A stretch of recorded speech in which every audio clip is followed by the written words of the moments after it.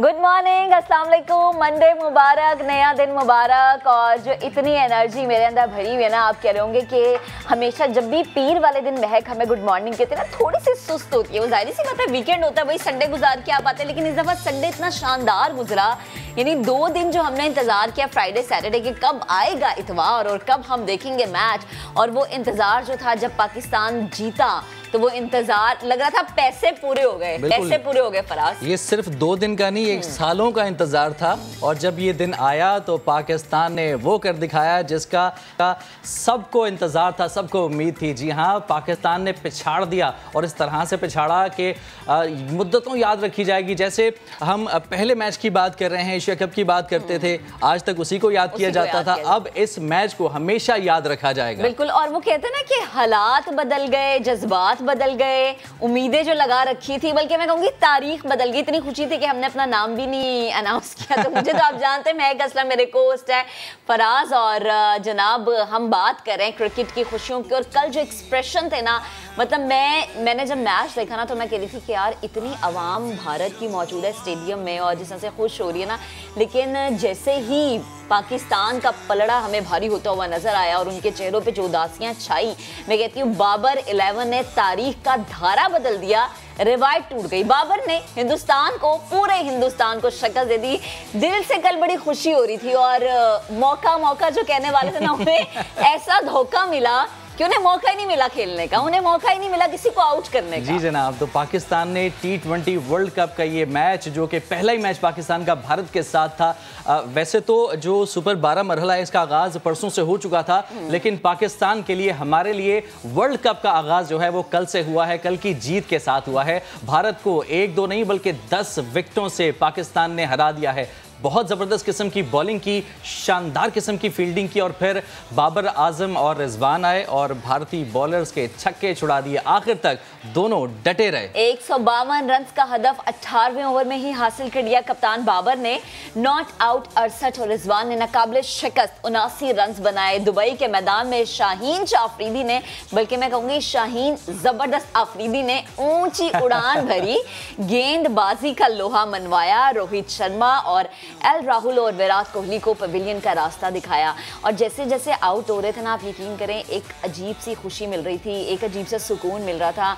पाकिस्तानी होने पे मजीद फख्र महसूस हो रहा था। और जब स्टेडियम में नारे लगे, पाकिस्तान जिंदाबाद, पाकिस्तान मैच जीतेगा, शाहीन जिंदाबाद, मतलब अपने मुल्क की खुशी तो अलग, हमारे तो मुल्क में ठीक है, हम खुशियां मनाते हैं, लेकिन जब किसी बाहर के मुल्क में ऐसा होना तो क्या ही माहौल होता है। हमारे साथ मौजूद है शेख साहब, शेख रशीद साहब हमें ज्वाइन कर चुके हैं। शेख साहब, बेहद शुक्रिया वक्त देने के लिए। Good morning.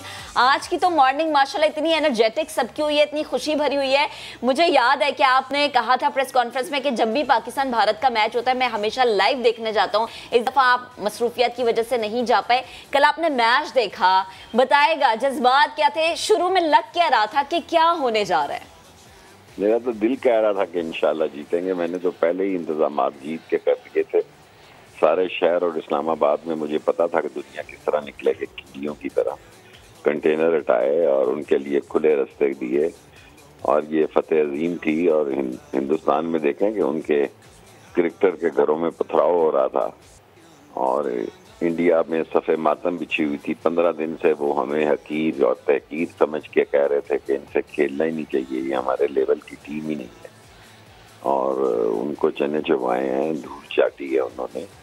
और हमारा तो फाइनल कल ही हो गया जी, बाकी किसी की दिलचस्पी ये चीज़ बिल्कुल लगी रही। हमारा तो वर्ल्ड कप कल था, फाइनल कल था। बिल्कुल ठीक। शेख साहब, जो कैलकुलेशंस हमने कल देखी, बहुत ही कमाल की कैलकुलेशन के साथ पाकिस्तान ने खेला। शाहीन, बाबर और रिजवान, आपकी नज़र में सबसे टॉप कौन है? ये 3 खिलाड़ी थे जिन पर सबकी नज़रें कल जमी हुई थी। मैं तो शाहीन को क्रेडिट देता हूँ, क्योंकि उसने उसके नफ्सियाती तौर पर उसको दबाव प्रेशर में किया और पहले ओवर में ही उनके टॉप बैट्समैनों को घर भेज दिया। तो कल पासा तो शाहीन ने पलट दिया था, और बैट्समैन ने भी, बाबर ने भी और रिजवान ने भी जिम्मेदारी का सबूत दिया।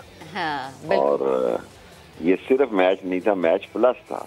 बिल्कुल। और मकबूजा कश्मीर में देखें जिस तरह जश्न मनाया गया, उन्होंने इस्लामाबाद को भी पीछे छोड़ दिया। ट्रू। शेख साहब असाब पर सवार था, माशाल्लाह आप खाबों के बड़े शौकीन हैं, आप माशाल्लाह बड़े मीठा भी पसंद करते हैं और साथ साथ पाए वगैरह भी पसंद करते हैं। तो लाल हवेली में जश्न किस तरह से मनाया गया?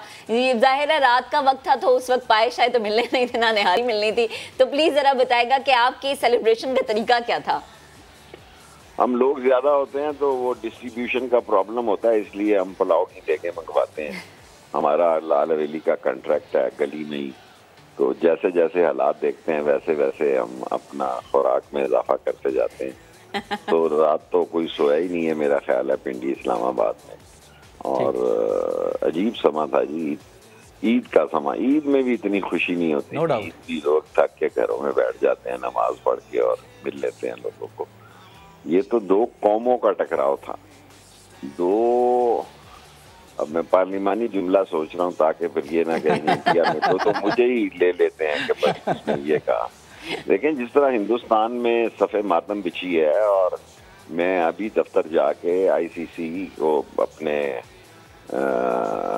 रमीज को भी और जाकिर को भी उससे बात करूंगा कि पाकिस्तानियों को टिकट ही नहीं दिए गए, पाकिस्तानियों के साथ नारवा सलूक किया गया। 2-2 हज़ार पाउंड का टिकट पाकिस्तानियों के लिए, जो बड़े अमीर लोग थे वो तो ले लिए उन्होंने, और जो गरीब लोग थे उनके लिए बेचारे वो बाहरी ग्राउंड में देख रहे थे, पूछ रहे थे क्या हो रहा है क्या नहीं हो रहा।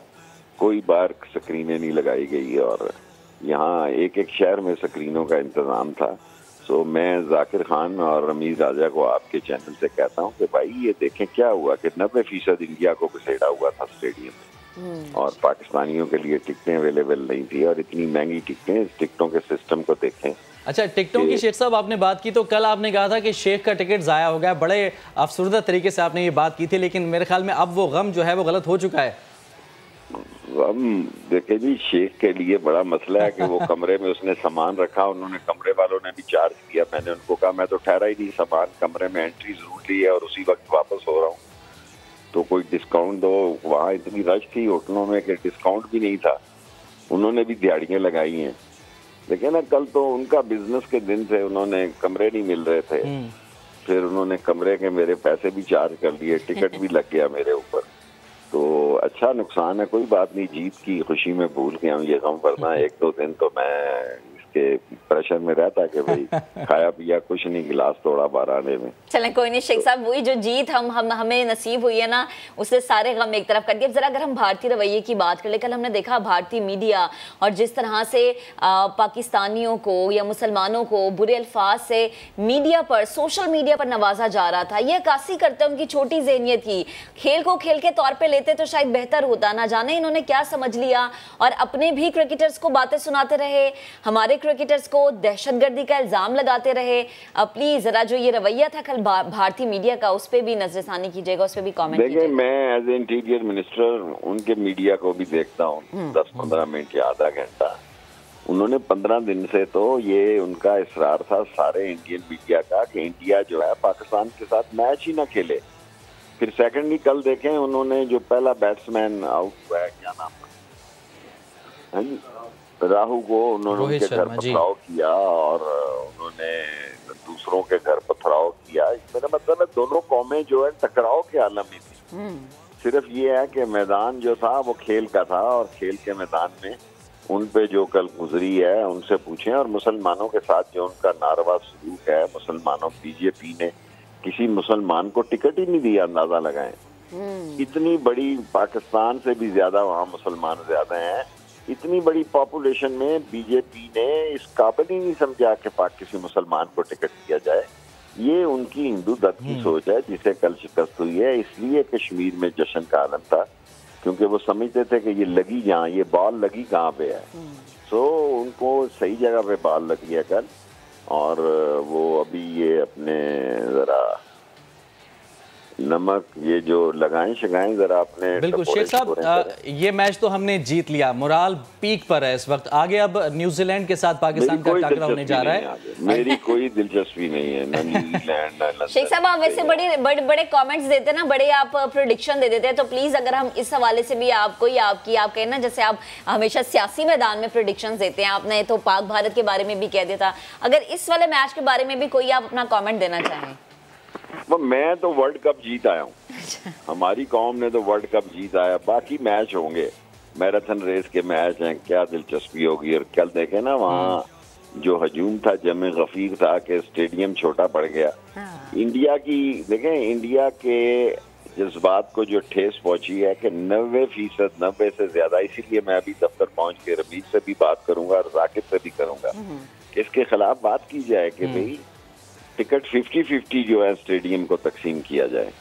ये नहीं हो सकता जो ज्यादा पैसे पहले, वो आजकल जो सिस्टम आया ऑनलाइन जो है 5 मिनट में टिकट पहले जो माफियाज हैं बुक कर लें और जो शौकीन है वो बेचारे तरसते रहे।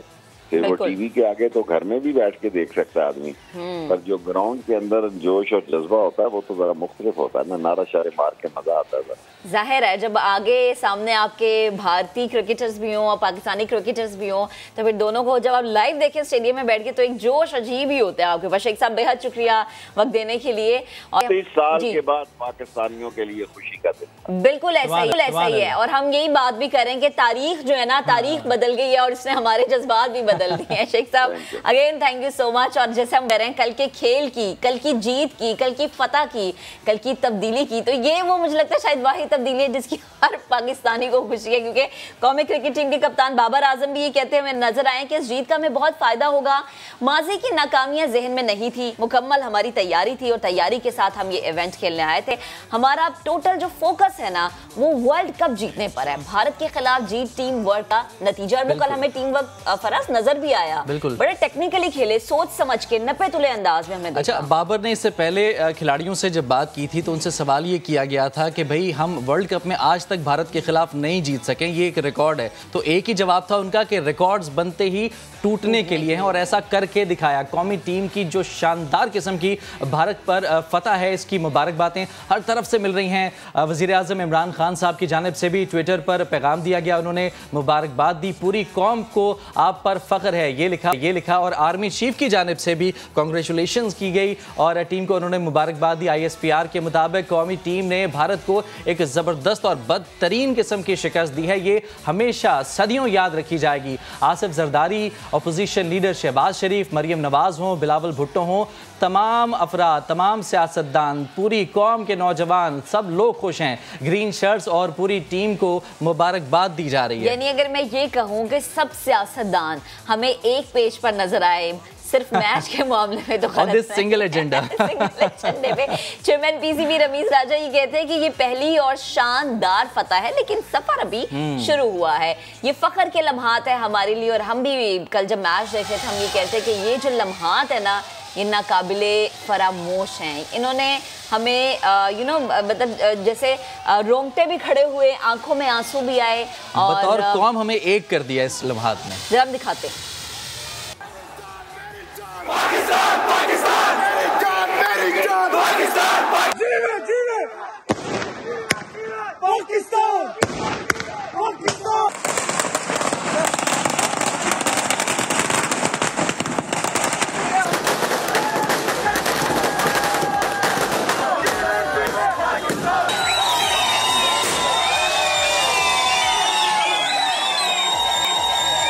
जबरदस्त, और ऐसा लग रहा था कि रात का ये वक्त था लेकिन जमीन आसमां एक लग रहे थे, रोशनियां थी हर तरफ। और जैसे ही जीत, हमने सुना ना कि जीत गए हैं, और जिन जिन लोगों ने मैच नहीं ना देखा, ये मेरी तरह कुछ लोगों ने मैच देखा, क्योंकि दरमियान में उठ के 100 काम थे करने वाले भाई, तो वो काम भी किए, कुछ मिस भी हो गई चीज़ें। लेकिन ये जो जश्न देखा ना हमने पाकिस्तानी अवाम को, इतनी महंगाई वाले दौर में एक खुशी भी मिली, और उस पर हमने देखा कि पाकिस्तान का हर शहर, लाहौर, कराची, इस्लामाबाद, फैसलाबाद, मुल्तान, कोयटा, हर जगह पर जीत का जैसे जश्न था वो दिन था, एक और जगह पे भी जश्न जी। सिर्फ पाकिस्तान नहीं, पाकिस्तान की जो ये फतह की गूंज है मकबूजा कश्मीर से लेकर नई दिल्ली तक सुनी गई है। कश्मीरियों ने भी चेहरे पर पाकिस्तान के परचम सजाए, गली गली लहराए गए ये परचम, आतिशबाजी की गई। पाकिस्तान की इस शानदार कामयाबी के बाद श्रीनगर के आसमान को भी रोशनियों से नहला दिया गया।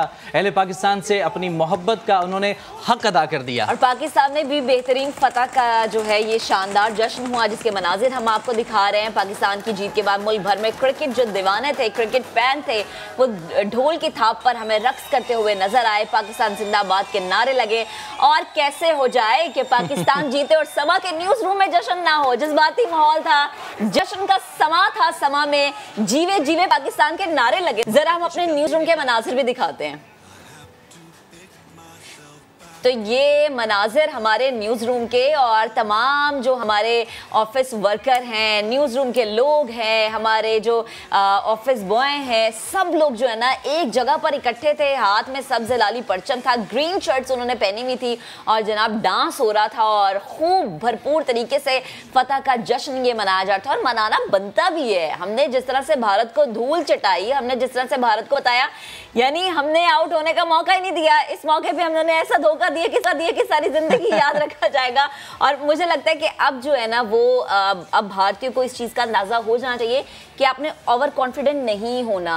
मुझे लग रहा था, जैसे हमने भारतीय मीडिया की बात की तो हम भी कल और परसों सारा दिन तजिए सुनते आ रहे थे भारतीय मीडिया के। वो कहते जी बड़ा इजी है, प्रेशर नहीं लेना, ये नहीं करना, वो भी नहीं कर पाएंगे, 100 भी नहीं कर पाएंगे। आप ये देखिए कि हमारे शाहीन जब मैदान में उतरते हैं तो अच्छों के छक्के छुड़ा देते हैं। और ये हम नहीं, इस बात का इतराफ विराट कोहली ने भी किया। वो कहते हैं कि पाकिस्तानी टीम वो टीम है कि जब जमकर खेलती है तो हर किसी के दिल पे राज करती है और काफी गुस्से में भी। और विराट ने ये कहा था कल कि एक खिलाड़ी भी जो है वो पाकिस्तान का वो हमें हरा सकता है। वो एक खिलाड़ी कौन था? और वो रिजवान भी हो सकते हैं, वो बाबर आजम भी हो सकते हैं, शाहीन भी हो सकते हैं। तो ये 3 नाम थे जो कि प्रोमिनेंट थे। शानदार विकेट कीपिंग, बेमिसाल बैटिंग, दुबई में रिजवान कमाल कर गए। 79 रन की नाकाबिले शिकस्त इनिंग्स मुद्दतों याद रखी जाएगी। अब जरा बात भारतीय की, जिस पर खूब तनकीद की जा रही है, लेकिन भारतीय कप्तान विराट कोहली की मैं एक चीज़ पे तारीफ ज़रूर करूंगी। जिस तरह से कल उन्होंने हक किया क्रिकेटर को जिनसे जूनियर भी थे और वो पिक्चर जो इतनी वायरल हुई, स्पोर्ट्समैन स्पिरिट का उन्होंने मुजाहरा किया, सो क्रेडिट भी जाता है उन्हें। लेकिन विराट कोहली हमारे खिलाड़ियों की परफॉर्मेंस की तारीफ करते नजर आए, उनके मोतरिफ नजर आए। उन्होंने कहा कि पाकिस्तान को क्रेडिट देना होगा, उन्होंने हमें आउट क्लास कर दिया, हमारी पहली 3 विकेटें जल्द गिर गई। बैटिंग में भी पाकिस्तानी खिलाड़ी बहुत प्रोफेशनल थे। तो जनाब भारत के अंदर ओवर कॉन्फिडेंस किस्म की जो आवाम है वो अब खामोश है, क्योंकि पाकिस्तान की जानिब से धूल चटा दी गई है। कोहली 11 जो है इंडिया को धोखा दे गई है। भारत में पटाखे खरीदे गए थे, मिठाइयाँ खरीदी गई थी, तैयारियाँ भरपूर थी, लेकिन ये पटाखे नहीं फूटे बल्कि टीवी तोड़ने पड़ गए। मौका के जो इश्तिहार बना रहे थे अब वो झोली उठाकर कोहली के लिए बद्दुआएं कर रहे हैं। बड़े अजीब किस्म के मनाजर हैं। कल के मैच के हवाले से बात करेंगे। Senior sports analyst Mirza Iqbal Baig साहब ने हमें ज्वाइन किया। मिर्ज़ा साहब बहुत शुक्रिया। सबसे पहले तो बहुत बहुत मुबारकबाद। कल का मैच शानदार फतह, यकीनन अल्फाज नहीं है तारीफ के पाकिस्तान की, क्या कहेंगे? सबसे पहले तो सुबह बखैर महक आपको भी और फराज आपको भी। फैसल को आप लोगों ने मैच के लिए भेज दिया तो अब फराज और महक जो है मौजूद है। लेकिन वाकई में मुबारकबाद हर आदमी एक दूसरे को दे रहा है और पाकिस्तान की एक यादगार तारीखी फतह है कि जिस पर हम जितना फख्र करें कम है। मेरे ख्याल में आउट क्लास किया। अभी आपने विराट कोहली का शॉट सुनवाया, वो खुद भी कह रहे थे कि पाकिस्तान ने उन्हें हर शोबे में आउट क्लास किया। कल पाकिस्तान की फील्डिंग भी बड़ी अच्छी रही, पाकिस्तान की बॉलिंग शुरू से बड़ी अच्छी रही और जो सूर्या कुमार यादव का कैच लिया रिजवान ने, वो एक यादगार तरीन कैचेज में से एक था। तो कल लगता है पाकिस्तान का दिन था, हर चीज़ पाकिस्तान के हक में गई। हालांकि दुबई इंटरनेशनल क्रिकेट स्टेडियम में कल ज्यादातर नीला नीला नजर आ रहा था, हरा रंग कम था। और लेकिन फिर उसके बाद जब नीले लोगों ने देखा कि पाकिस्तान जीत रहा है तो आहिस्ता आहिस्ता उन्होंने अपने घरों का रुख करना शुरू किया। पीले पड़ना शुरू हो गए, वो मिर्ज़ा भाई उनकी हालत पीली होना शुरू हो गई। ये आपने बिल्कुल सही कहा। और आप देखें अक्षय कुमार जो उनके अदाकार थे वो सपोर्ट करने के लिए वहाँ मौजूद थे और कैसे तालियां बजा रहे थे, फिर बाद में वो नजर ही नहीं आए कहाँ चले गए। और उनके वो वजीर दाखिला अमित शाह के बेटे जय शाह जो भारतीय क्रिकेट बोर्ड के सेक्रेटरी हैं वो भी थे। बेशुमार लोग आए हुए थे, स्पेशल चार्टर्ड प्लेन्स में आए थे महक, वो लोग के भाई भारत की फतह का जश्न मनाएंगे, लेकिन जश्न मनाने के बजाय भारत की फतह का वो गम मनाने के लिए जो थे वो वापस चले गए। और मैं समझता हूँ पाकिस्तान की इस विक्ट्री पर वो पाकिस्तान को जितनी भी दाद दी जाए कम है। बिल्कुल। अच्छा इकबाल भाई, एक और चीज, हमारी हिकमत अमली जिसके साथ हम मैदान में उतरे, हर कोई कल तारीफ करता नजर आया कि बहुत टेक्निकल, नपातुला, बेहतरीन खेले, और यकीनन इस खेल की हमें ज़रूरत भी थी, क्योंकि हमेशा ये कहा जाता था कि पाकिस्तानी क्रिकेटर्स, हमारे जो शाहीन है वो प्रेशर ले जाते हैं, लेकिन कल भारतीयों को क्या हुआ था? ये जो भारतीय क्रिकेटर्स बड़ा रिलैक्स हो गए थे और उनका मीडिया इतना चिल्ला चिल्ला के 2 दिन पहले तक पेश गोइयां कर रहा था, गांव माता के हवाले से भी पेश गोई थी, फलाने हवाले से भी पेश गोई थी कि जी जीतेगा तो भारत जीत जाएगा, लेकिन कल मुझे लग रहा है कि जो 11 वो खिलाड़ी थे ना भारत के, उस पे 2 हमारे तो भारी पड़े ही पड़े, लेकिन वो 11 खिलाड़ी बहुत प्रेशर ले गए थे। आपने बिल्कुल सही कहा महक। उमूमन ये होता है कि जब भी वर्ल्ड कप के मैचेस होते हैं प्रेशर पाकिस्तानी क्रिकेटर्स पर होता है, लेकिन कल जो पाकिस्तानी क्रिकेटर्स की बॉडी लैंग्वेज थी वो ये बता रही थी कि प्रेशर उन पर नहीं था, कल प्रेशर भारत पर। जब पहले ही ओवर में रोहित शर्मा जैसे बैट्समैन को शाहीन आफरीदी ने LBW आउट किया और फिर उन्होंने बोल्ड किया KL राहुल को, तो वहीं से दबाव जो है वो भारत पर मुंतकिल होना शुरू हो गया। हालांकि कोहली ने अच्छी बैटिंग की, लेकिन मैं समझता हूँ कल पाकिस्तान का, वो फिर कहूँगा वही पाकिस्तान का दिन था महक, जिसकी वजह से हर चीज़ पाकिस्तान के हक में गई। आप देखें टॉस जीता पाकिस्तान, उनको खिलाया, उनके शुरू में विकेटें ली, और फिर उसके बाद जब पाकिस्तान की बारी आई तो जो बैटिंग की बाबर आजम ने और रिजवान ने, उन्होंने बिल्कुल आउट क्लास कर दिया। तो मैं समझता हूँ कल दबाव भारत का पर था। और आपने नोट किया होगा कि भारतीय कप्तान विराट कोहली का जब चेहरा दिखाया जा रहा था, जब वो फील्डिंग कर रहे थे, उनके चेहरे से आया था बार-बार फील्डिंग चेंज की जा रही थी। बिल्कुल, एक ओवर के बाद फराज वो बॉलर्स को अपने तब्दील कर रहे थे, इतना दबाव था। तो मेरे ख्याल में, और उनके फास्ट बॉलर्स ने बड़ा उन्हें डिसअपॉइंट किया, मोहम्मद शमी और उसके अलावा जो उनके दीगर फास्ट बॉलर थे वो इतने अच्छी बॉलिंग नहीं कर सके, जिसकी वजह से पाकिस्तान को इस मैच में अपनी गिरफ्त मजबूत करने का भरपूर मौका मिला। मिर्जा साहब, कल के मैच में जो 3 स्टार प्लेयर्स थे, शाहीन, रिजवान, बाबर, ये तीनों वो खिलाड़ी थे जो पहली बार इंडिया के अगेंस्ट खेल रहे थे, और बाबर तो पहले मैच में ही कप्तानी के फराइज अंजाम दे रहे थे। बहुत ज्यादा प्रेशर था, लेकिन क्या जबरदस्त तरीके से इस प्रेशर पर काबू पाया? कैसे समझते हैं कि किस तरह से इस प्रेशर को ओवरकम किया और ऐसे मैच में इस तरह की शानदार किस्म की फतुहात हासिल कर ली? देखें फराज, जब भारत के खिलाफ मैच होता है ना, कोई भी खिलाड़ी परफॉर्म करता है तो वो हीरो बन जाता है। तो अब कल देखें ये तीनों हीरो बन गए, और ये भारत का जो प्रेशर गेम होता है उसमें परफॉर्म करना, उससे पता चलता है कि खिलाड़ी में कितना पोटेंशियल है, उसकी कितनी सलाहियतें हैं। और इन दोनों ने जिस तरीके से कल तीनों ने परफॉर्म किया, हैट्स ऑफ टू देम। और इन 3 के अलावा बाकी 8 को भी ना भूलें जिन्होंने सपोर्ट किया। फील्डिंग में पाकिस्तानियों ने जान मारी। हारिस रऊफ की मैं तारीफ करूंगा, फास्ट बॉलर, जिस तरीके से उसने गेंदें की, इतनी तेज 147 किलोमीटर फी घंटे की रफ्तार से उसने गेंद की, स्लोअर बॉल्स उससे मिक्स की, उसने भी बहुत जबरदस्त बॉलिंग का मुजाहरा किया, जिसकी वजह से भारतीय टीम सिर्फ 151 रन तक महदूद रही। हसन अली को अब तवज्जो देनी होगी, उनकी बेगम और बेटी वहां मौजूद हैं, लगता है उनका फोकस थोड़ा सा डाइवर्ट हो गया। हसन अली अच्छे बॉलर हैं और उनको जो है तवज्जो देनी होगी। कल उनकी बड़ी पिटाई हुई, हालांकि उन्होंने विकेट्स वगैरह नहीं, लेकिन मेरे ख्याल में पाकिस्तान की इस कामयाबी पर हमें जो है बजाय खुशफहमी में मुब्तला होने के महक, हमें सोचना चाहिए कहाँ गलतियां थी। और अभी वर्ल्ड कप खत्म नहीं हुआ, अब वर्ल्ड कप 14 नवंबर को खत्म होगा। 14 नवंबर को जब ये ट्रॉफी लेकर वतन वापस लौटे, जब हम फतह का सही जश्न मनाएंगे। बिल्कुल इंशाल्लाह। और मिर्जा भाई, हम भी यही होंगे, आप भी हमारे साथ होंगे, मिलके हम इस फतह का जश्न मना रहे होंगे। जिस तरह से हमने देखा कल पाकिस्तान बेहतरीन खेला, आगे आने वाले जो मैचेस, कल न्यूजीलैंड के साथ मैच है, इंशाल्लाह बेहतरीन पाकिस्तान खेलेगा। बेहद शुक्रिया मिर्जा भाई, आप मौजूद थे, वक्त दिया आपने, और क्रिकेट का जश्न हो, और जश्न में हमारे अदाकार भी बड़े आगे आगे हमें नजर आते हैं, सियासतदान भी बड़े आगे आगे नजर आते हैं। अभी ब्रेक लेंगे, ब्रेक से वापस आएंगे तो सेनेटर फैसल जावेद हमें ज्वाइन करेंगे क्रिकेट पे बात करने के लिए, और इसके साथ साथ मानी भी हमें ज्वाइन करेंगे। उनके क्या जज्बात है वो भी आपके सामने रखेंगे, लेकिन ब्रेक के बाद साथ रहिएगा। Stay tuned.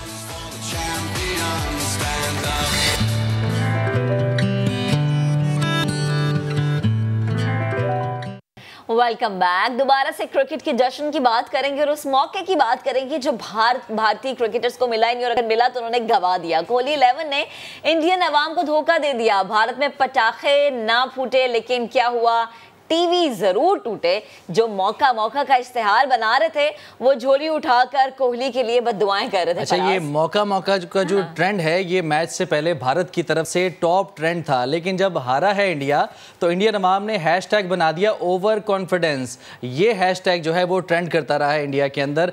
तो भाई इंडियन साइड से हालत ये थी कि काटो तो लहू नहीं, चाहे वो कप्तान हो, चाहे वो खिलाड़ी हो, चाहे वो शायकीन क्रिकेट हो। इस वक्त आज सुबह से लेकर मेरे ख्याल में पता नहीं कब तक इस डिप्रेशन के अंदर वो मौजूद रहेंगे। तो कल का मैच, इस पर बात करेंगे। हमें ज्वाइन किया है मारूफ अदाकार है मानी। मानी भाई, जज्बात की बात क्या थे? बहुत मुबारक, सबसे पहले तो गुड मॉर्निंग। कल जज्बात क्या थे? मैं तो कंट्रोल नहीं कर पा रहा था, कोई भी कंट्रोल नहीं कर पा रहा था। पहले बॉलिंग और उसके बाद बैटिंग, जानदार शानदार। किस तरह से काबू पाया आपने अपने जज्बात पर? बहुत मुश्किल था। खाना नहीं खाया जा रहा था। खाना बीच में था हमारा, बीच में खाना नहीं खाया जा रहा था। और जब खाना स्टार्ट हुआ तो टेबल पे बैठे हुए थे, टीवी का एंगल थोड़ा टेढ़ा था, तो मैंने कहा मैं सामने ही बैठ रहा हूँ, फिर वहां नहीं खाया गया। ये हमेशा ऐसे करके खाना खाना पड़ा होगा। मैच हो, पाकिस्तान इंडिया का हॉकी का मैच हो, क्रिकेट का मैच हो, मेरा जो ब्लड प्रेशर, हार्ट रेट जो है ऊपर नीचे होता रहता है। लेकिन इंडिया को जो चारों शान चित वाला जो एक मुहावरा है ना, वो यहाँ बैठता है। क्या कमाल। पिछले 28 सालों के बाद, क्योंकि मैंने सारे मैचेस देखे हैं इंडिया से जो वर्ल्ड कप में हमने हारे हैं, और उसके बाद जो हालात होते थे घर में, शादी से पहले घर वालों के साथ मूड खराब, शादी के बाद बेगम से मूड खराब के यार बस सब बात ना करो यार, तो वो गुस्सा जो था ना आज नहीं रहा। पार्टी की हमने यहाँ पे घर में बच्चों के साथ, बेगम के साथ हमने बाकायदा, और कमाल हो गया। और जितनी हम्बलनेस पाकिस्तान क्रिकेट टीम ने दिखाई है, वो भी एक कमाल चीज थी। इससे पहले जो टीम्स थी हमारी, वो बड़े बड़े सुपरस्टार्स थे। आपको पता है, आपको अंदाजा लगा लें, इमरान खान से लेकर शाहिद अफरीदी तक ने कैप्टन किया है पाकिस्तान को वर्ल्ड कप में, और वो नहीं जीत पाए, और बाबर 11 ने जीत लिया जी, मार्का मार लिया। और मानी जिस तरह से हम देख रहे थे ना, कल सोशल मीडिया पे था कि बाबर आजम ने भारत को फतह कर लिया, तो ये वाकई वो था कि हमने ऐसे फतह किया कि हर कोई वाह कहने पे मजबूर हो गया। वो भारतीय खुद भी कह रहे थे कि क्या शानदार पाकिस्तानी क्रिकेटर्स खेले हैं। अच्छा, मुझे बताएं कि जाहिर है आपने अपनी फैमिली के साथ मैच देखा, लेकिन पूरे मैच में क्या कोई एक ऐसा लम्हा आया जहां पर आपने हेरा को कहा कि हेरा अब जरा डर लगना शुरू हो गया, प्लीज जरा बताएं। नहीं, हेरा को तो मैं भेज देता हूँ बाहर, मैंने दूसरे रूम में जाके देखो मैच। वो तो मैं वो इस पे कॉम्प्रोमाइज नहीं है। अच्छा, मेरा टोटका ये है कि मैं कभी भी जो पाकिस्तान ने मैच जीते हुए हैं ना, वो मैंने मैचेस बहुत ज्यादा पब्लिक में जाके नहीं देखे। कल बड़ी इन्विटेशन थी इधर उधर वगैरह, मैं कहीं नहीं गया। मैं आराम से घर के अंदर बैठ के, मेरा एक दोस्त था वो और मैं बैठ के मैच देखते रहे। ये मेरा टोटका है। ये मैं पाकिस्तान कौम को एक टोटका दे रहा हूँ कि बहुत ज्यादा पब्लिक में जाने की जरूरत नहीं है। ये मेरा टोटका है, और मैं इसमें कामयाब हूँ। चैंपियंस ट्रॉफी का चाहे मैच हो, चाहे ये वाला मैच हो, मैंने बड़ा सुकून से अलग 1-2-3 लोगों के साथ बैठ के देखा है, और कमाल हो गया जी।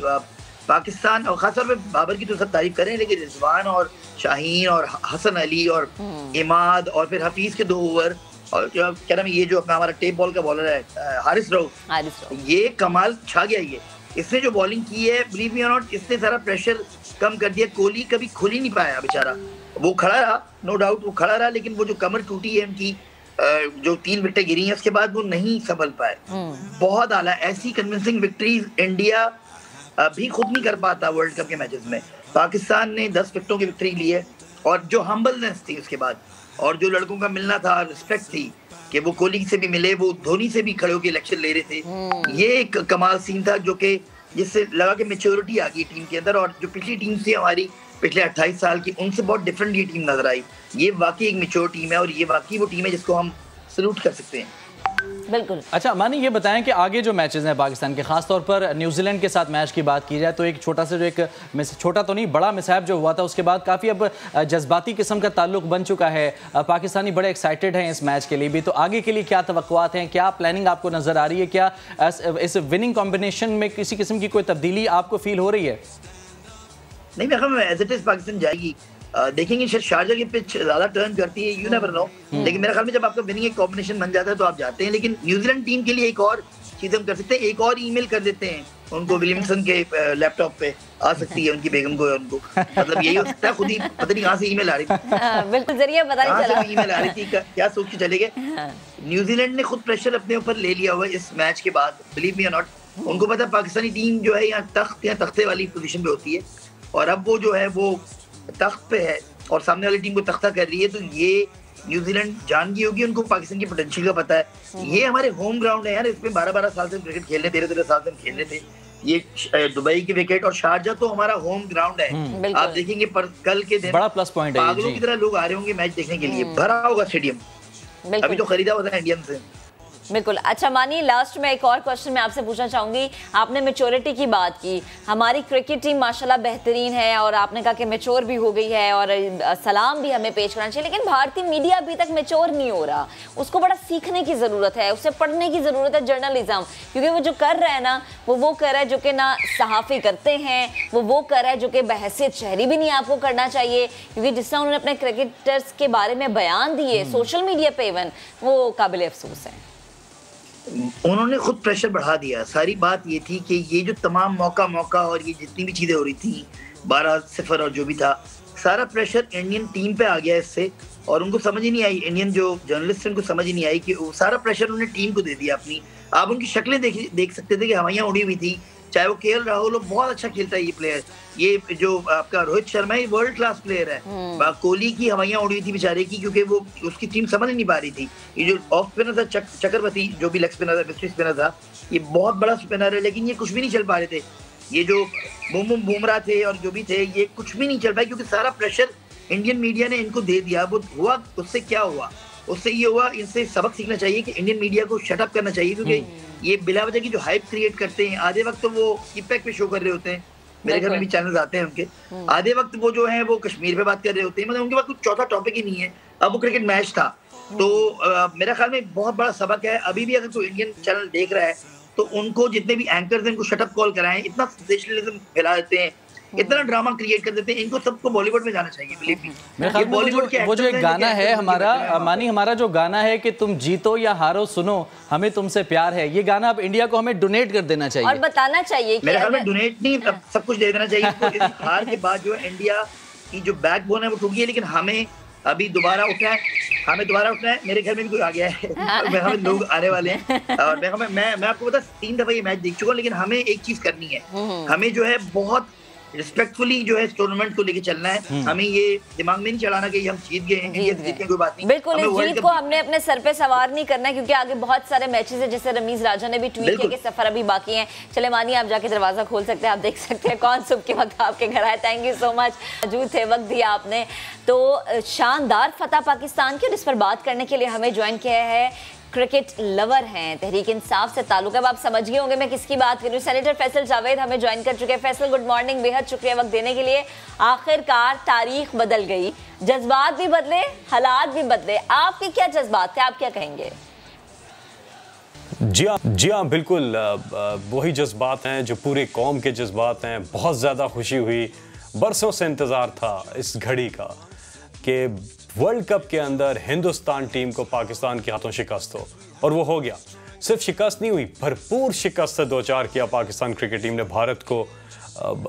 आउट क्लास परफॉर्मेंस, बहुत क्लास की परफॉर्मेंस पाकिस्तान ने दिखाई और हिंदुस्तान की क्लास ले ली। और टॉस से लेकर आखिर तक मैच के पाकिस्तान की जो बॉडी लैंग्वेज रही, जो कॉन्फिडेंस रहा, और भारत थ्रू आउट प्रेशर में रहा, और इसका भरपूर फ़ायदा उठाया पाकिस्तान ने, क्योंकि भारतीय टीम हमेशा पाकिस्तान के सामने प्रेशर में होती है, वो गलतियां करती है, और उन गलतियों पर पाकिस्तान को कैपिटलाइज करना होता है, जो कि इस बारी पाकिस्तान ने करके दिखाया। और इसीलिए अल्लाह ताला ने पाकिस्तान को फतह से हमकिनार किया। जितनी तारीफ करें पाकिस्तान क्रिकेट टीम की वो कम है। बिल्कुल ठीक। अच्छा फैसल भाई, ये बताइएगा, शाहीन तो अपनी जगह पर हुक्म का इक्का थे, बाबर या रिजवान, किसको ज़्यादा नंबर देंगे? देखिए, बाबर आजम ने ना सिर्फ बैटिंग अच्छी की बल्कि कप्तानी भी अच्छी की, फ्रंट से लीड किया टीम को, तो उनकी तो तारीफ करनी पड़ेगी।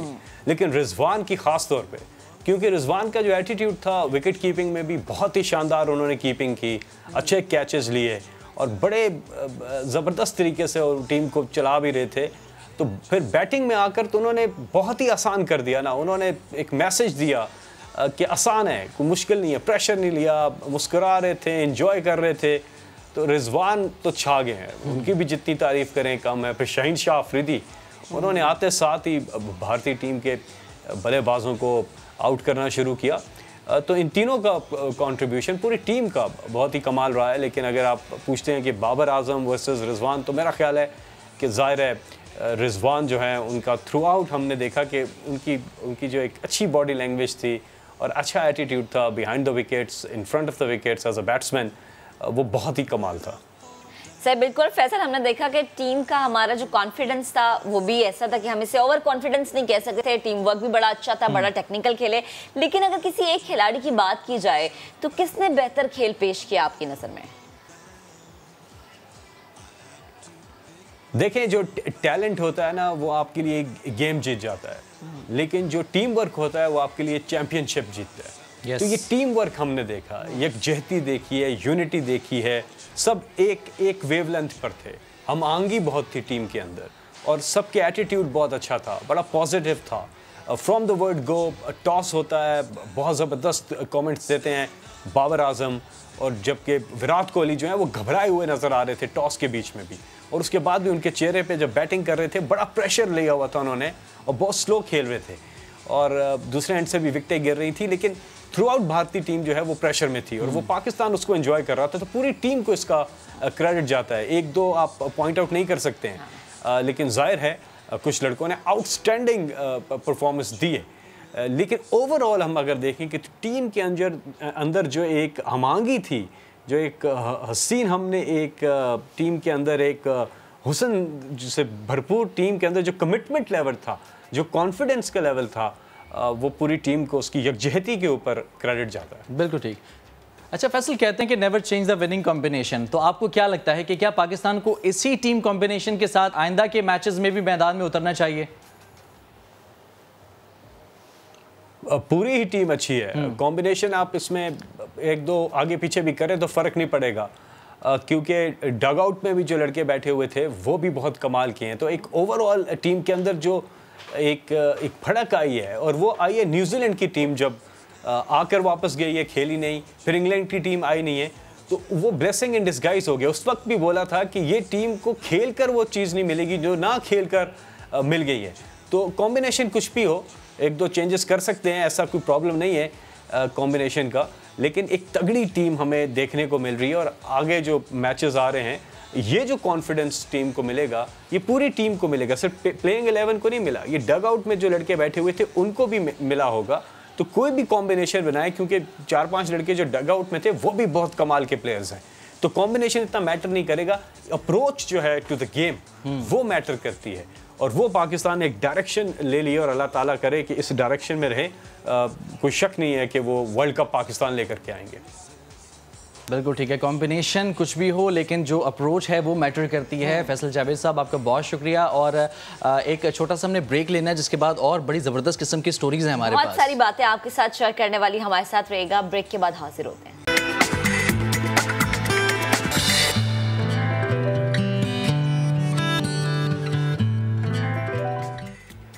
वेलकम बैक नाजरीन।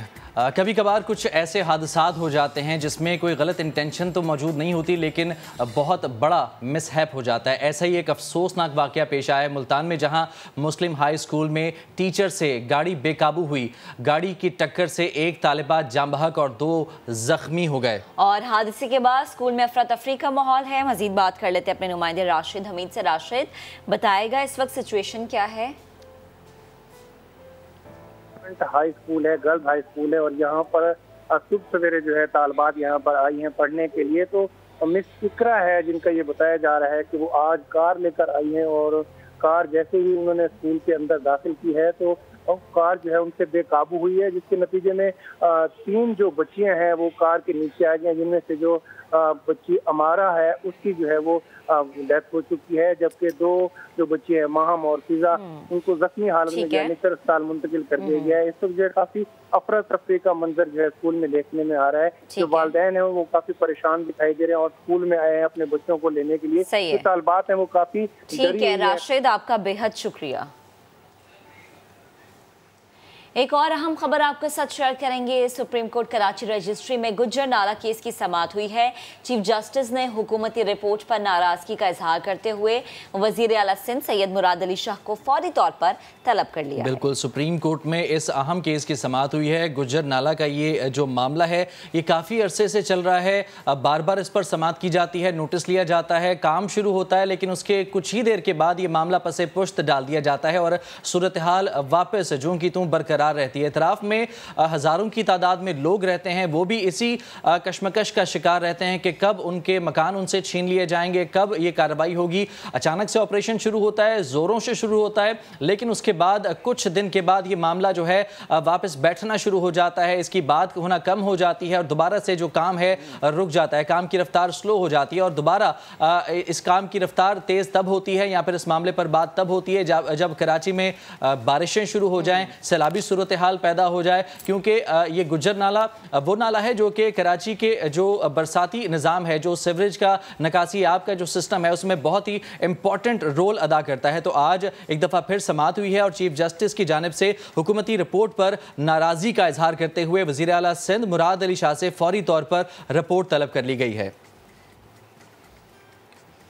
और अब बात करेंगे ठंडे मौसम की। मुल्क के मुख्तलिफ हिस्सों में हमने देखा है कि मौसम सरमा की एंट्री हो गई है। स्वात में मौसम की पहली बर्फबारी हुई। कलाम और भलाई इलाकों में बर्फ जो है वो हमने देखा कि हो रही है और लोग इसे एंजॉय भी कर रहे हैं और झील जो है झीलों ने भी सफ़ेद चादर ओढ़ी है। चारसदा और मर्दान का अगर मैं रुख कर लूँ तो वहाँ पर भी बारिश से मौसम सर्द हो गया। फराज, आपको सर्दी पसंद है? मुझे सर्दी इस कदर पसंद है कि मैं पूरी कोशिश करता हूँ कि जिन इलाकों के आपने नाम लिए हैं सर्दियों में एक आध विजिट जो है लाजमी हो, क्योंकि इसी साल के जो इब्तदा में जनवरी के महीने में जहाँ का आपने नाम लिया माहौडन झील, कलाम और सवात, यहाँ का मैं विजिट करके आया हूँ तो यहाँ की सर्दी लाजवाब है जनाब। इसके अलावा नथिया गली, अयूबिया, ठंडियानी, यहाँ पर भी बरसात हुई है, ओले पड़े हैं, गाड़ियों के शीशे टूटे हैं, तो मौसम बड़ा ही ज़बरदस्त किस्म का हो गया। और कराची में भी रात को हम देख रहे हैं कि हल्की हल्की खुनकी पैदा होना शुरू हो गई है। तो हम बात कर लेते हैं डायरेक्टर महकमा मौसमियात सिंध सरदार सरफराज साहब ने हमें ज्वाइन किया है। सरफराज साहब, बेहद शुक्रिया वक्त देने के लिए। बलाई इलाकों का हम जिक्र कर रहे हैं, बर्फ वहाँ पर पड़ रही है। अगर वफाकी दारुल हुकूमत की मैं बात करूँ तो वहाँ पर भी बारिश हो रही है, लाहौर में भी गुज़श्ता 2 रोज से बारिश हो रही है।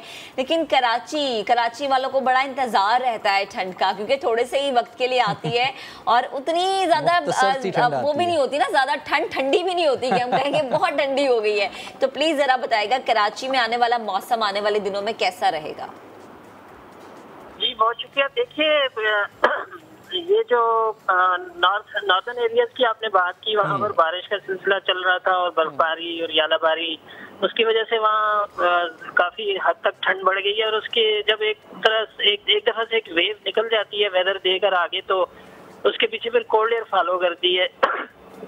अब वही कोल्ड एयर वहाँ उसके नतीजे में ज्यादा सर्दी बढ़ गई है और कराची में भी रात की खुनकी हो गई है कदरे। दिन में तो वही 34-35 टेम्परेचर अभी भी रहेगा, यानी दोपहर में तेज धूप रहेगी, लेकिन ये कि वो रात की खुनकी आहिस्ता आहिस्ता बढ़ती जाएगी। अब मिनिमम टेम्परेचर जो है वही 18 से 20 की रेंज में अगले चंद दिन तक रहेगा। तो ये है कि रात की और सुबह की खुनकी बढ़ जाएगी। फिलहाल उतनी ज्यादा सर्दी तो नहीं है। देखें वो मिड ऑफ नवंबर के बाद कुछ नवंबर के पहले हफ्ते में एक और इस तरह से वेस्टर्ली वेव आएगी जो शुमाली इलाके हैं पाकिस्तान में, उनमें बर्फबारी और उसकी बारिश का बायस बनेगी। तो उसके बाद जो कोल्ड एयर आएगी फिर उसके नतीजे में निस्बतन ज्यादा आनी चाहिए ठंडी हवाएं। अच्छा सरफराज साहब, ये बताइएगा कि बलाई इलाकों में तो बर्फबारी भी शुरू हो चुकी है, मैदानी इलाकों में बारिशें हो रही हैं, सिंध के हवाले से क्या प्रेडिक्शंस हैं? सिंध में है बारिशों की तवक्को? नहीं जी, सिंध में कोई बारिश फिलहाल नहीं है सामने, इसलिए कि सर्दियों की बारिशें आपको पता है कि वो वेस्टर्ली जो मगरिब से आने वाली हवाओं के नतीजे में होती है बारिश, तो ज्यादातर उनका ट्रैक ऊपर ही रहता है। यानी आप पाकिस्तान के दरमियान से अगर एक लाइन खींचे तो मुल्तान से ऊपर के जो इलाके हैं वहाँ पर ये फैसलाबाद, लाहौर से बल्कि ऊपर ज्यादा कंसंट्रेशन उन बारिशों की उधर ही होती है। तो अनलेस के कोई वेव बिल्कुल ही निचले लैटिट्यूड्स पर आ जाए तो जिसका फिलहाल कोई इम्कान नहीं है, तो सिंध में कुछ हो सकता है, लेकिन फिलहाल उसका इम्कान कुछ नहीं है।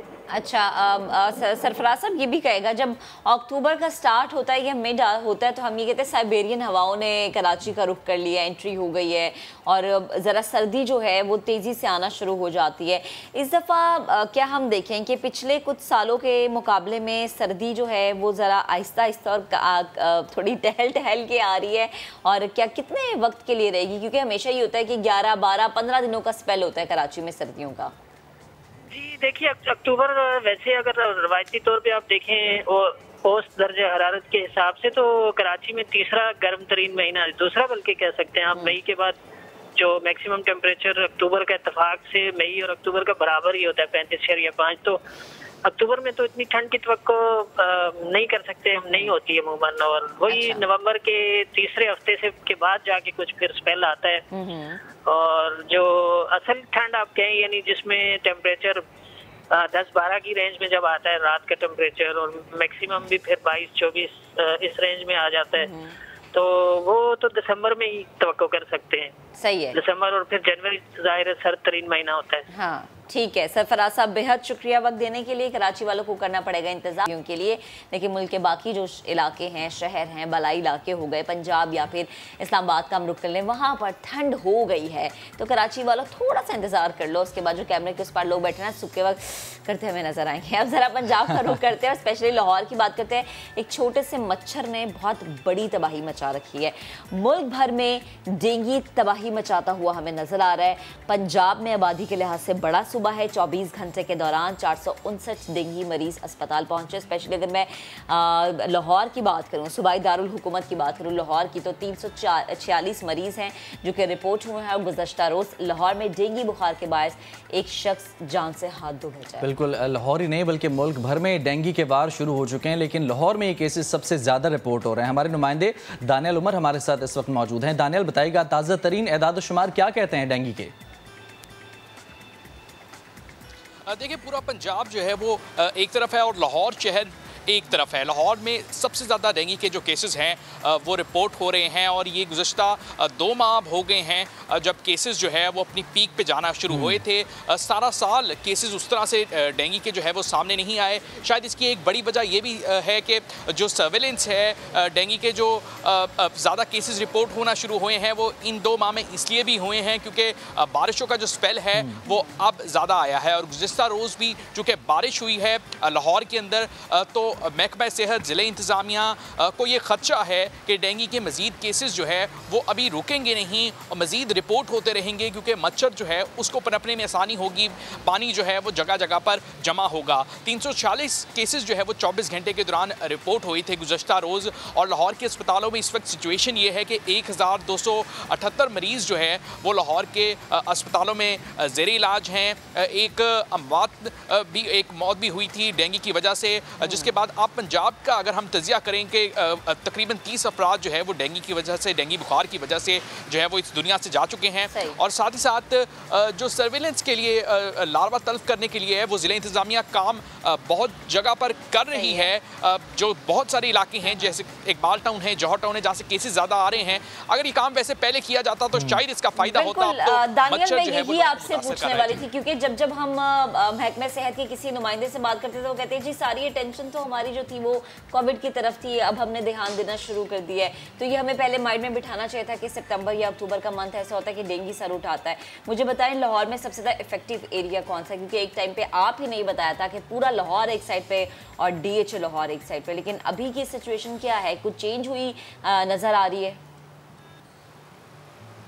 महक, सिचुएशन थोड़ी सी लाहौर के अंदर अब तब्दील हो गई है। पहले यकीनन ये सिचुएशन थी कि चूँकि DHA में सर्वेलेंस नहीं की गई थी, वहाँ से बहुत सारे केसेस जो है वो अर्ली जब लाहौर में रिपोर्ट होना शुरू हुए थे तो वो तमाम तर केसेस जो है वो डिफेंस से ही रिपोर्ट हुए थे।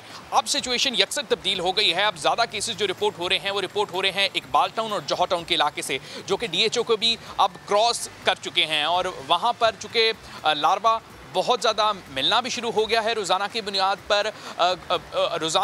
पर जो हज़ारों घरों की चेकिंग की जाती है, वहाँ से लार्वा मिलता है, उसको तल्फ किया जाता है, डेंगू के स्प्रे किए जाते हैं उनके अतराफ़ के जो इलाके हैं वहाँ पर। लेकिन अब ये वो इलाके हैं जो कि ज़्यादा मुतासिर हैं। दूसरे नंबर पर जो इलाका सबसे ज़्यादा मुतासिर है वो गुलबर्ग का एरिया है। गुलबर्ग में भी बहुत सारे ये लाहौर का एक पोश इलाका है। यहाँ पे कंस्ट्रक्शन साइट्स जो हैं वो बहुत ज़्यादा नई तामीर हो रही हैं, जिसकी वजह से पानी जो है वो बहुत जगहों पर जमा रहता है, जिसकी वजह से गुलबर्ग अब दूसरा वो इलाका है जो कि लाहौर में सबसे ज़्यादा इफेक्टेड है। जी बिल्कुल, हुकूमत की जानिब से तो इकदाम किए जा रहे हैं, सर्वेलेंस ज़रूरी, लेकिन ज़रूरी ये भी है कि आवाम खुद भी अपने तौर पर भी करें, पूरे कपड़े पहने, पूरे आस्तीनों वाले कपड़े पहने, मॉस्किटो रिपेलेंट जो है उसका इस्तेमाल लाजमी तौर पर करें, क्योंकि ये एक ऐसी चीज़ है जिससे अगर बचना है तो सबसे पहले आपको अपनी हिफाजत करनी होगी, एहतियात करनी ज़रूरी है। सुबह फजर के वक्त जो है वो बिला ज़रूरत ना निकलें, मगरिब के टाइम अपने घरों की खिड़कियाँ बंद रखें, क्योंकि ये एक ऐसी चीज़ है जो कि आपके साथ साथ आपके घर वालों को भी मुतासिर कर रही है। कोविड से हम लड़ रहे हैं और मिलके लड़े हैं हम, डेंगू से भी इसी तरह हमें लड़ना है। अभी एक ब्रेक लेते हैं, ब्रेक के बाद दोबारा हाजिर होंगे, हमारे साथ रहिएगा।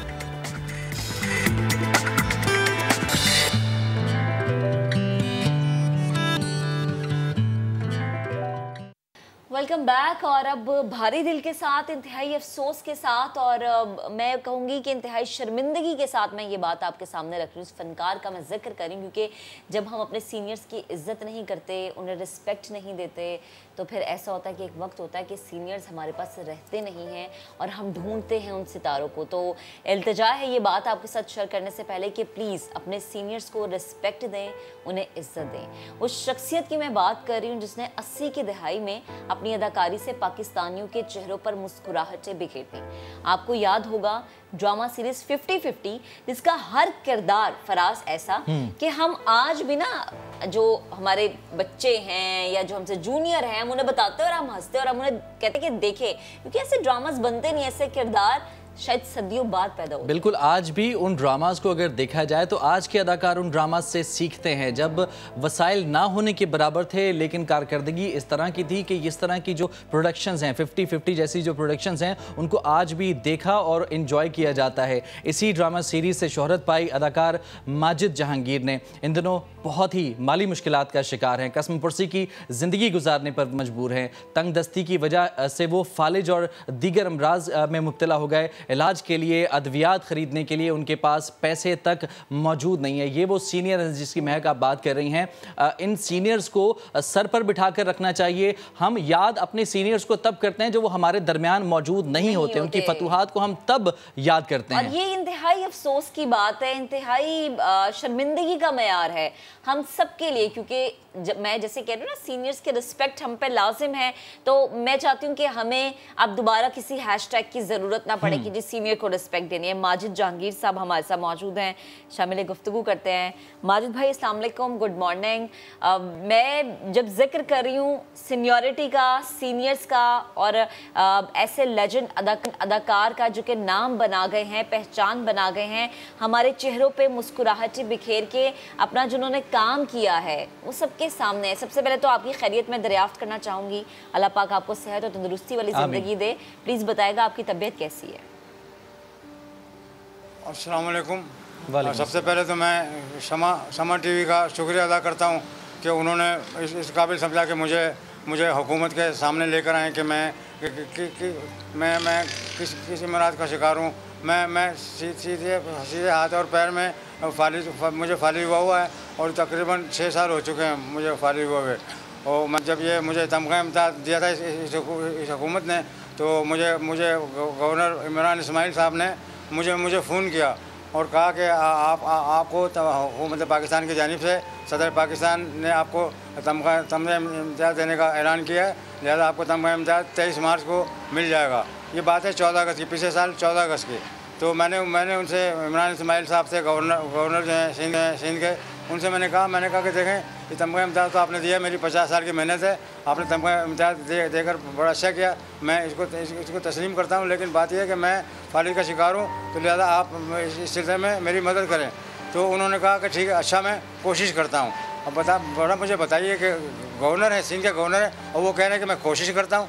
उसकी उनकी कोशिश का नतीजा ये हुआ कि अभी तक तकरीबन ये तकरीबन 14 महीने हो चुके हैं। 14 महीने से उनकी सिर्फ कोशिशें ही जारी हैं और अभी तक उन्होंने कुछ भी नहीं किया। अच्छा, दूसरी बात मैं आपको ये बताऊं कि जब मैं तमगा इम्तियाज़ लेने गया तो उस वक्त मेरे हाथ में वो जो उनके प्रोटोकॉल ऑफिसर हैं उन्होंने मेरे हाथ में एक चेक दिया, तो मैं खुश हो गया। मैंने कहा चले मैं शायद मुझे ये इमदाद का चेक मिला है। और जब मैंने वो चेक को घर में लाकर खोला तो मुझे बड़ा अफसोस हुआ कि उस चेक पे लिखा हुआ था 1000 रुपये का, वो सिर्फ चेक था 1000 रुपये का।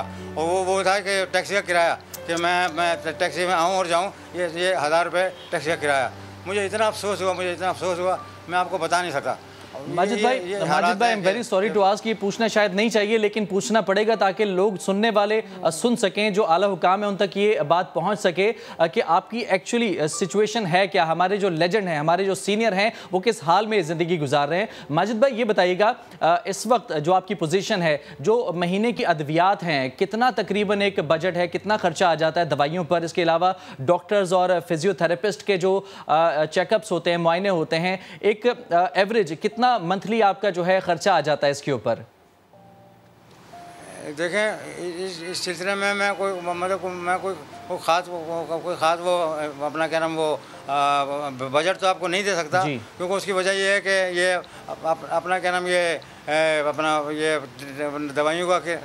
दवाइयाँ और अपने डॉक्टरों के पास जाना और अपना ये क्या नाम ये अपना क्या नाम ये बिजली के बिल, गैस के बिल और बहुत सारी चीज़ें हैं। जब मैं जाता हूँ डॉक्टर के पास तो मैं ना तो रिक्शे में जा सकता हूँ और ना मैं बस में जा सकता हूँ, क्योंकि मेरे सीधे हाथ में फालिज हुआ है। और जो भी मुझे उसमें गाड़ी में बिठाता है वो दोनों मेरे पैर उठाकर उसको उसमें क्या नाम उसमें गाड़ी में रखता है और फिर मैं जाता हूँ। और मैं अपने पास अपनी गाड़ी तो है नहीं, तो मैं किराए गाड़ी लेके जाता हूँ, उसमें तकरीबन को 5-6 हज़ार रुपये मेरे लग जाते हैं। तो उसके ये बड़े अखराजात हैं जो मैं बयान नहीं करता, लेकिन मेरा अंदाज़ा ये है कि कम से कम 2 लाख रुपए के अखराजात हैं ये जो होने चाहिए ताकि मैं आराम से तरीके से अपनी ज़िंदगी गुजार सकूँ। तो माजिद भाई, जिस तरह आप बता रहे हैं, जाहिर है बिल्स हैं, अशिया ज़रूरियाँ हैं, दवाइयाँ हैं, डॉक्टर्स के खर्चे। अभी अगर मैं पूछूं सिचुएशन में तो गुजारा कैसे हो रहा है आजकल? गुजर बसर का ज़रिया क्या है? गुजर बसर का ज़रिया ये है कि मेरे कुछ दोस्त हैं जो मेरे फ़ैन भी हैं और मेरे दोस्त भी हैं। वो कुछ लोग पाकिस्तान में और कुछ लोग पाकिस्तान से बाहर हैं। वो लोग कुछ ना कुछ मेरी मदद कर देते हैं, जिसकी वजह से मेरा ये सिलसिला चल रहा है। लेकिन वो बेचारे दोस्त कब तक करते रहेंगे? मैं उनको फ़ोन करता हूँ या उनको मैं मैसेज करता हूँ, तब वो मेरी मदद करते हैं। और वरना तो मैं अल्लाह के आसरे बैठा हूँ या ये हुकूमत के आसरे बैठा हूँ। सही। यानी कोई परमानेंट सोर्स ऑफ इनकम आपके पास नहीं है, कोई मुस्तकिल ज़रिया ऐसा नहीं है जो कि मंथली आपके पास कुछ पैसे आते हैं, कोई रकम आती हो?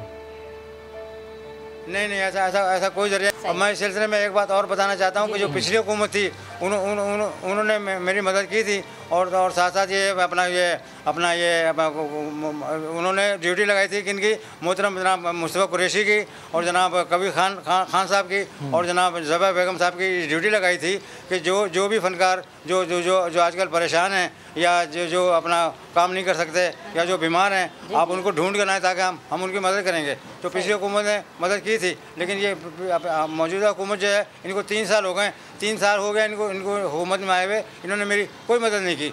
और मुझे देख कर बड़ा अफसोस होता है कि कल रात को जब मैंने देखा टीवी तो अपना इमरान इस्माइल साहब उम्रा कर रहे थे। अब आप मुझे बताइए, जब तक वो लोगों की ख्वाहिशात पूरी ना करें, जब तक लोगों का जो दर्द है उसको पूरा ना करें, वो उम्रे पर कैसे जा सकते हैं? बिल्कुल माजिद भाई, ये तल्ख हकीकत है जिसका आप जिक्र कर रहे हैं। समाजी कारकुन हुनैद लखानी साहब भी हमें ज्वाइन कर चुके हैं, उन्हें शामिल गुफ्तगू करते हैं। लखानी साहब बेहद शुक्रिया वक्त देने के लिए। माजिद भाई की कहानी मुझे नहीं लगता मुझे बयान करने की ज़रूरत है, और माजिद भाई जैसे लोग तो हमारा असासा है, हमारा सरमाया है।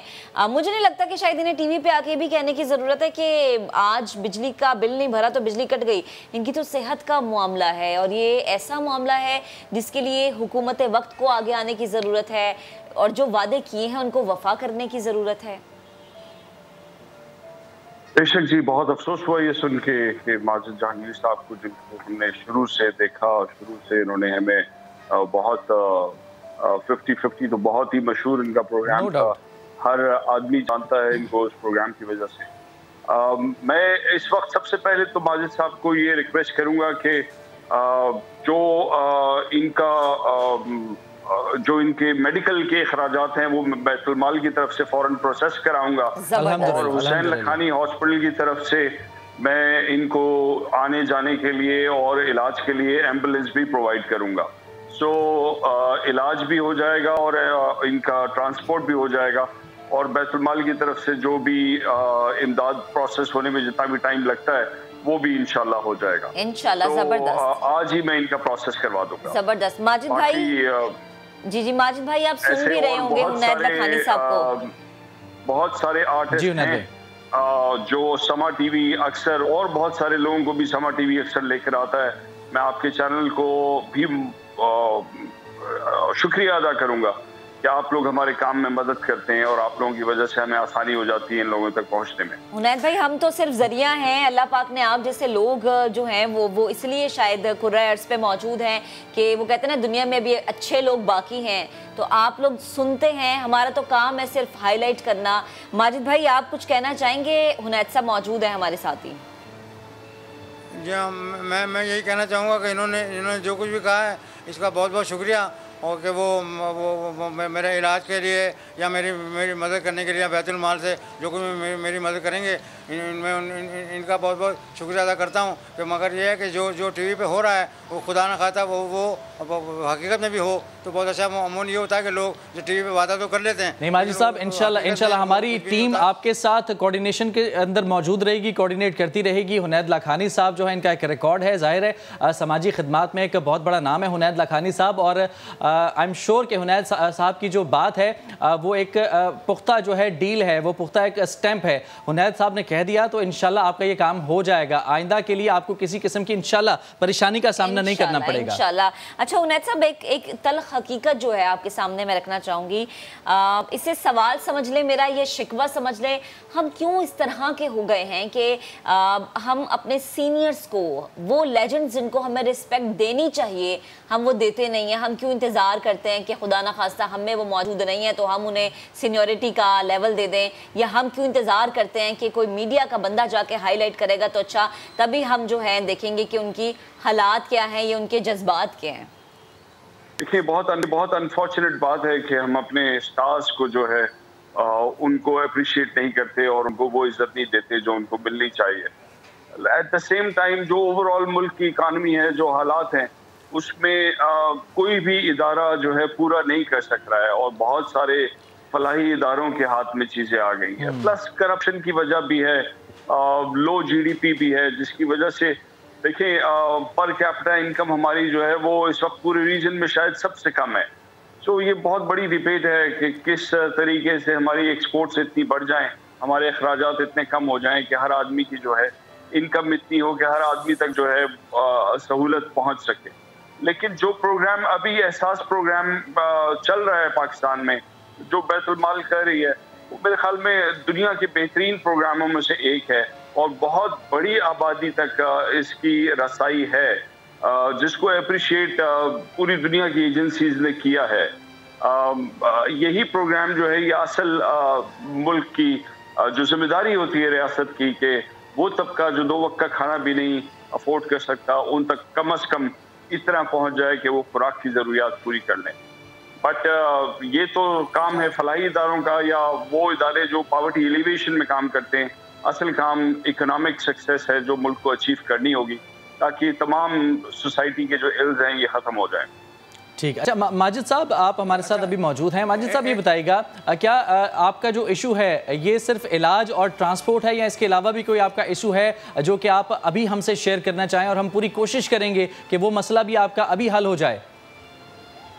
जी हाँ, बिल्कुल। मैं ये कहना चाहूँगा कि अपना फनकारों के लिए हुकूमत पाकिस्तान की जानिब से artist federal government artist relief fund है, तो वो जो फंड है वो कहाँ गया? वो उस फंड में से मेरे को पैसे चाहिए। मुझे खैराती पैसे नहीं चाहिए।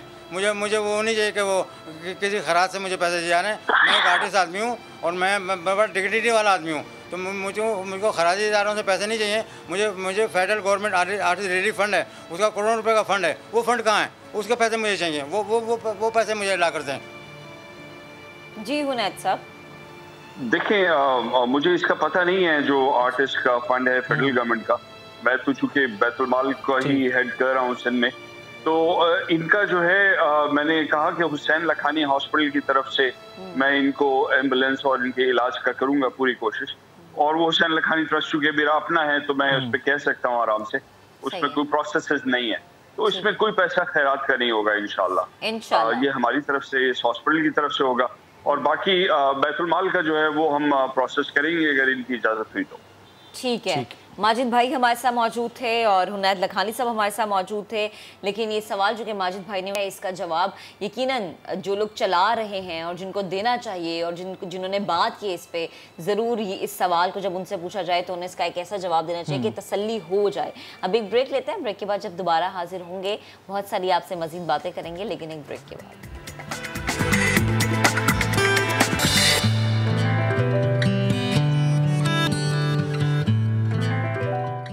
वेलकम बैक नाजरीन। अब ज़रा अपने मुल्क पाकिस्तान की बात कर लेते हैं जो कि कुदरती हुस्न से पूरी तरह माला माल है। ख़जानों की सरजमीन पाकिस्तान पर कई नायाब नस्ल के जानवर भी मौजूद हैं। हाल ही में WWF पाकिस्तान ने बर्फानी चीते के बच्चों की एक ज़बरदस्त वीडियो जारी की है। खूबसूरत सी वीडियो जिसमें खंजराब नेशनल पार्क के महफूज मकाम दिनाला में बर्फानी चीते के 2 बच्चों की मौजूदगी के नायाब मनाजिर देखे जा रहे हैं। ये वीडियो अपनी स्क्रीन पर भी आप देख सकते हैं। और माशाल्लाह कितनी खूबसूरत है और कितनी जबरदस्त है। मतलब हम ये अगर कहें ना कि पाकिस्तान में अल्लाह ताला ने हर एक चीज से हमें नवाजा है। क्या यहाँ पर बहते झरने हैं, क्या बुलंदोबाला पहाड़ हैं, जानवरों की नस्लें हैं यहाँ पर, और माशाल्लाह से जो आप फराज जो नाजरीन हमारे मनासिर भी देख रहे हैं, सुबह के वक्त आप इस तरह के मनासिर देखें ना, नाश्ते की टेबल पे बैठ के या दफ्तर जाने से पहले, तो आप बड़े फ्रेश से हो जाते हैं। और यकीन कर लें पाकिस्तानियों, ये पाकिस्तान ही है। और माशाल्लाह माशाल्लाह इंतहाई खूबसूरत और ये जो वीडियो जारी की गई है। और इसके साथ साथ अगर हम बात करें इन नीले बहते झरनों की, पानियों की, तो हम जितना अल्लाह का शुक्र अदा करें ना वो कम है। हमें बात करने के लिए ज्वाइन किया है regional head WWF Pakistan doctor Tahir Rashid साहब ने। डॉक्टर साहब बेहद शुक्रिया वक्त देने के लिए। सबसे पहले तो जो ये वीडियो हम खुद भी बड़े महसूस हो रहे हैं वीडियो देख के, और यकीनन जब ये रिकॉर्ड की गई होगी, जब ये सामने आई होगी, तो जिसने भी देखा होगा माशाल्लाह तो ज़रूर कहा होगा। तो इस वीडियो से मुतालिक मैं जानना चाहूँगी कि कब रिकॉर्ड की गई थी? जी, ये वीडियो हाल ही में रिकॉर्ड की गई है और उसके अलावा भी WWF के पास काफ़ी फुटेजेस हैं स्नो लेपर्ड के हवाले से, इसके हैबिटेट के हवाले से। और वो चूँकि WWF काफ़ी अर्से से इसके साथ काम कर रहा है इसकी कंजर्वेशन एंड प्रोटेक्शन के लिए, तो ये भी जो वीडियो है ये हाल ही में 1 हफ़्ता पहले जो है ये रिकॉर्ड की गई और जो है इस वक्त आपके सामने है और मंजर है। ठीक। अच्छा डॉक्टर साहब ये बताइएगा कि ये स्नो लेपर्ड जो है पाकिस्तान के कौन कौन से पहाड़ी इलाकों पर हैं और तकरीबन एक अंदाजे के मुताबिक कितनी तादाद है इनकी पाकिस्तान में? जी, इससे पहले कि मैं आपके सवाल का जवाब दूं, मैं थोड़ा सा जरा इसको बता दूं कि दुनिया में ये 12 मुल्कों में है। और इसकी जो आबादी टोटल पॉपुलेशन है वो एक एस्टिमेशन के मुताबिक जो है वो कोई 4,500 से लेके 6,500 के करीब है। और अगर आप पाकिस्तान की बात करें तो जी पाकिस्तान में ये गिलगित बल्तिस्तान में पाया जाता है, ये KP के कुछ हिस्सों में पाया जाता है, और उसके अलावा आज़ाद कश्मीर के अंदर ये हमें मिलता है। और पाकिस्तान के अंदर जो इसकी तादाद है वो तकरीबन 400 के लगभग है। अच्छा सर, ये भी बताएगा कि जैसे ये वीडियो जो है, ये मनाज़िर जो हम देख रहे हैं, इससे हमें कितनी मदद मिल सकती है ये पता करने में कि बर्फ़ानी चीतों की कितनी तादाद अब मौजूद है पाकिस्तान में? क्योंकि अक्सर ऐसा होता है कि जब हम देखते हैं वीडियो तो इस चीज़ का अंदाज़ा हम लगा सकते हैं कि अच्छा ये एरिया ऐसा है जहाँ पर हम इस तरह का जानवर मज़ीद देख सकते हैं। तो प्लीज़ ज़रा इससे मुतालिक भी रहनुमाई कीजिएगा। जी देखें, इस किस्म की वीडियोस और इस किस्म की फुटेजेस जो हैं वो काफ़ी मददगार साबित होती हैं एक एस्टिमेशन करने के लिए कि इस एनिमल की जो है इस वक्त हमारे पास तादाद कितनी है।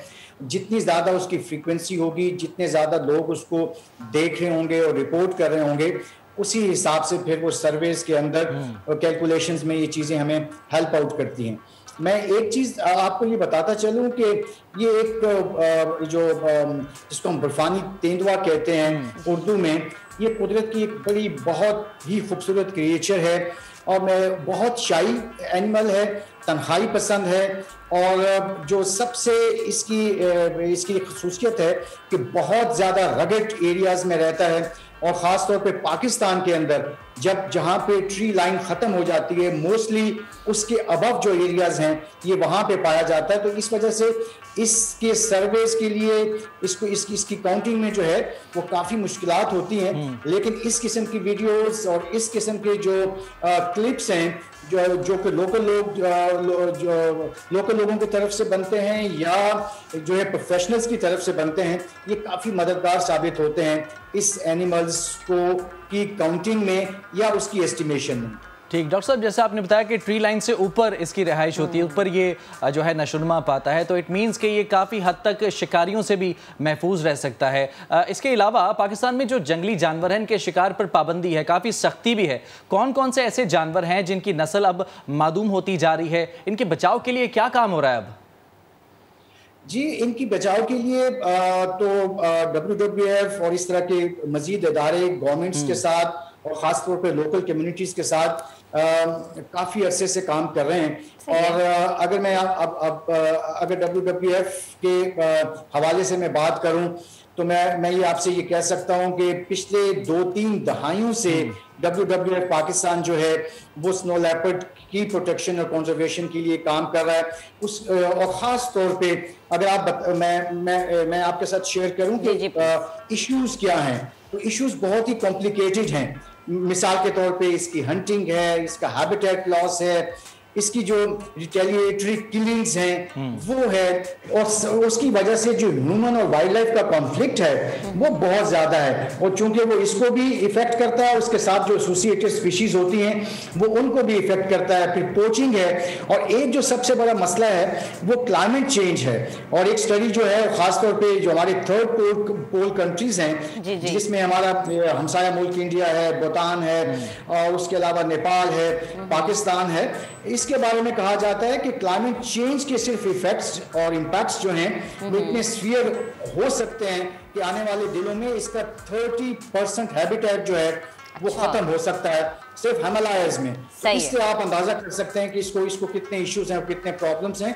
तो इसके लिए जो WWF पाकिस्तान कम्युनिटीज के साथ मिलके, गवर्नमेंट के साथ मिलके जो है वो काम कर रहा है, और उसमें हमने ट्रेन किया है, कैपेसिटेट किया है वहाँ की लोकल कम्युनिटी को, और उनको इंगेज किया है कि वो इसकी प्रोटेक्शन में अपना रोल प्ले करें।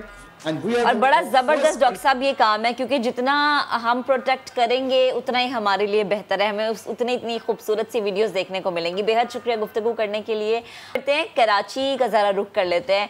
कराची में पुरानी गाड़ियों का मेला लगा है, चमचमाती गाड़ियों को जिसने भी देखा ना हैरान हो गया, कितनी खूबसूरत गाड़ियाँ और इतनी ज़बरदस्त गाड़ियाँ। फराज, आपको शौक है गाड़ियों का? हाँ, काफ़ी हद तक है। इन गाड़ियों में चाहे वो रोल्स रॉयस हो या फिर कैडिलैक हो, हर गाड़ी की चमक दमक नई गाड़ियों को भी पीछे छोड़ रही थी। शायान सलीम ने एक जबरदस्त सी रिपोर्ट तैयार की है, वो दिखाते हैं आपको।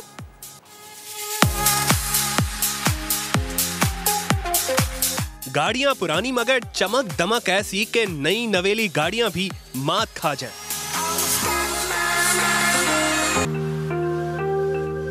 कराची फेरियर हॉल में कदीम गाड़ियों का मेला सजाया गया। Rolls Royce, Cadillac, Mercedes, MG, मस्टांग समेत दीगर कार बनाने वाली कंपनियों की 80 से जायद कदीम गाड़ियां तवज्जो का मरकज बनी रहीं। गुजरते वक्त के साथ शहरियों में पुरानी गाड़ियां रखने का शौक बढ़ता जा रहा है। यहाँ गाड़ियों का कलेक्शन इतना ज्यादा है कि हर गाड़ी की अपनी खासियत है, अपनी कहानी है जो दिल को लुभा रही है। अमेरिका, यूरोप, जर्मनी, जापान की 1924 से 1970 तक की नायाब गाड़ियों ने देखने वालों के दिल मोह लिए। नवाब ऑफ भावलपुर की गाड़ी की तो शान ही अलग थी। ये वही गाड़ी है जिसमें कायदे-ए-आज़म साहब 14 अगस्त को जब हल्फ लिया था फर्स्ट गवर्नर जनरल का, वो और लॉर्ड लुई माउंटबैटन, वो दोनों गवर्नर हाउस से सिंध असेंबली गए थे जब कायदे-ए-आज़म ने हल्फ लिया था। पता ही है पुराने वक्तों में चीज़ें वैसे भी, उस ज़माने में इकॉनमी का इतना बड़ा कॉन्सेप्ट नहीं था कि पेट्रोल कम खाए, गाड़ियाँ हल्की हों। तो ये बहुत मजबूत गाड़ियाँ होती है, सिर्फ ये है कि गाड़ी को चलते रहना चाहिए। ना चले तो बंदे को जंग लग जाता है, ये तो फिर गाड़ी है लोहे की। पुरानी गाड़ियों के मेले की इनफरादियत एक ग्रुप की जानिब से तैयार की गई 1960 में अमरीकी फोर्स का रूपधारे नौजवान और इनकी गाड़ी थी।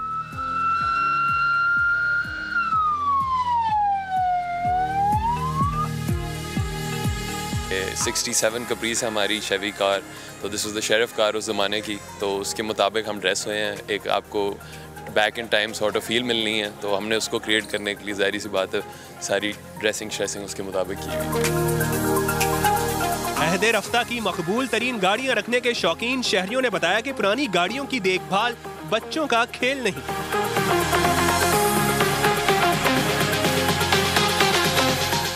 मेटल इसमें सही यूज़ होता है। आप देख रहे हैं 50-50 साल पुरानी गाड़ियाँ अभी तक खड़ी हुई हैं।